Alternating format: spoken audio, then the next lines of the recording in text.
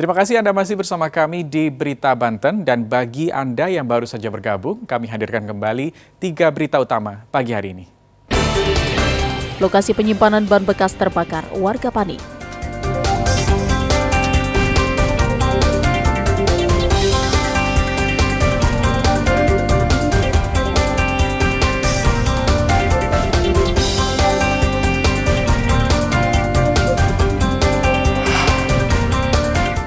Ratusan keluarga alami krisis air bersih.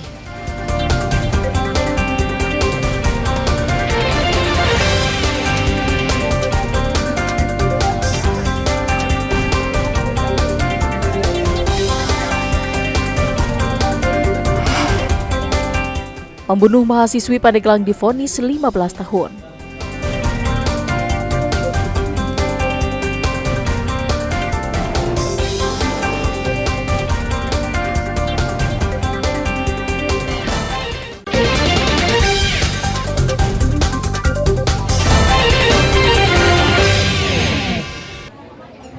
Masih tingginya kasus stunting di Kabupaten Pandeglang menjadi perhatian khusus tim penggerak PKK Pusat. Untuk memberikan langkah yang tepat, tim penggerak PKK Pusat menyerahkan bantuan stimulan pemberian makanan tambahan kepada 75 keluarga rentan stunting. Besaran bantuan yang digelontorkan mencapai 460 juta rupiah. Penyerahan bantuan dilakukan di Kampung Campur Raksanta, Kelurahan Pagerbatu, Kecamatan Majasari, Kabupaten Pandeglang. Dipilihnya Kelurahan Pagerbatu karena merupakan salah satu daerah yang terbanyak angka stunting di Kabupaten Pandeglang. Menurut Kepala Bidang 4 Kesehatan Keluarga dan Lingkungan pada TPPKK Pusat, bantuan pemberian makanan tambahan ini sebagai langkah nyata dalam upaya penurunan angka stunting di Provinsi Banten, khususnya di Kabupaten Pandeglang. Diharapkan aksi nyata ini dapat dicontoh oleh pemerintah daerah sehingga target 14% angka stunting di tahun 2024 secara nasional dapat tercapai.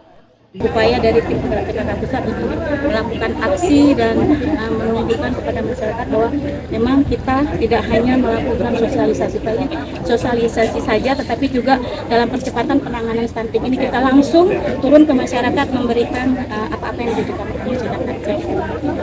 Sementara Bupati Pandeglang menyebut pemerintah daerah saat ini tengah gencar mensosialisasikan pencegahan stunting hingga ke pelosok desa.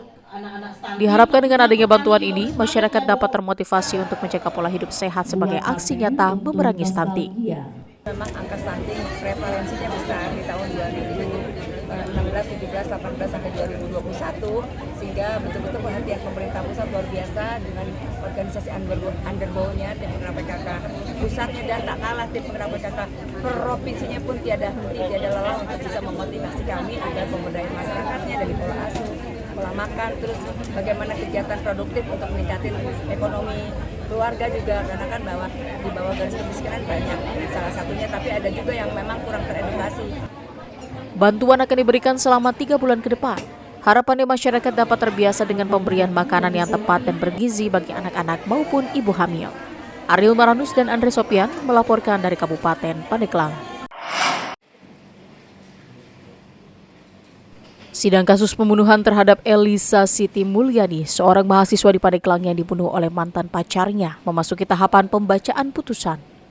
Sidang pembacaan vonis terhadap terdakwa bernama Riko Ariska digelar di Pengadilan Negeri Pandeglang dengan dihadiri oleh keluarga korban.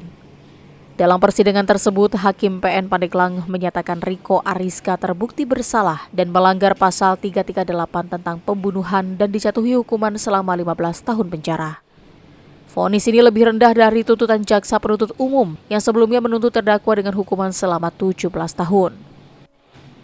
Setelah mendengar putusan dari Hakim Pengadilan Pandeglang, pihak keluarga korban mengaku kecewa karena keluarga korban berharap terdakwa bisa dijerat dengan pasal tentang pembunuhan berencana.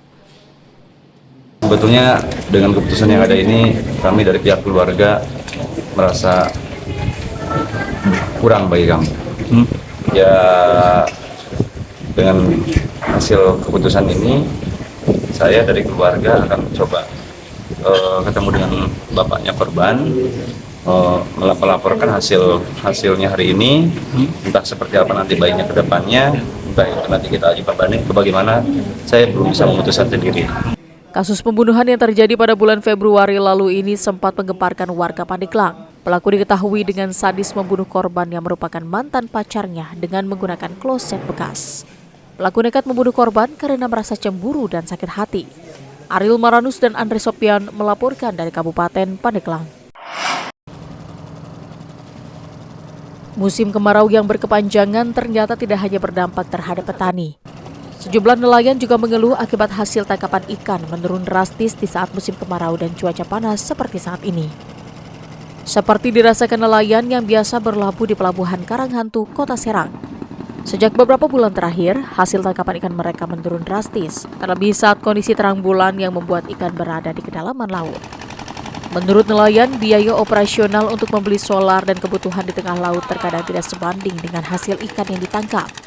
Di saat kondisi normal, sekali melaut mereka bisa mendapatkan ikan hingga 150 kg. Namun saat ini mereka hanya bisa memperoleh ikan sekitar 20 kg. Jadi gini deh, nelayan sekarang ini lagi istilahnya menjerit lah. Selama kemarau ini berkepanjangan, nelayan agak sulit cari ikan. Berapa lama Pak kesulitan nyari ikan? Iya, sekitar 4 bulanan. Biasanya kalau lagi baik, berapa? Kalau lagi baik kadang-kadang 1 kintal, 2 kintal dapet. Mengisi kondisinya cuaca nggak memungkinkan kan gitu. Karena kemarau ini, jadi biasanya itu juga bisa ngaruh kan, sama ikan tersebut. Sementara itu hasil laut yang sedikit membuat harga ikan laut di pasar naik. Seperti yang terjadi di Pasar Induk Rau, Kota Serang. Rata-rata harga ikan laut naik antara Rp3.000 hingga Rp5.000 per kilogram akibat stok yang didapat pedagang juga terbatas. Oh, nggak bisa nyetok banyak juga ya? Tapi kalau untuk harga gimana? Ada kenaikan nggak? Oh, kalau harga ada kenaikan, kalau lagi barang kosong terus kayak gini harga pasti Naik ya? naik. Untuk ya kecuali gimana? Kecuali barang lagi banyak atau lagi musim baru harga stabil. Kalau lagi kosong gini pasti naik, ada perubahan soal harga. Nelayan berharap agar cuaca bisa kembali normal agar hasil tangkapan ikan mereka juga bisa kembali meningkat. Ariel Maranus dan Fajri Munawir melaporkan dari Kota Serang. Ya, informasi tadi mengakhiri berita Banten pagi hari ini. Saya Rusdi Maulana mewakili kerabat kerja yang bertugas mengucapkan terima kasih, selamat pagi dan sampai jumpa.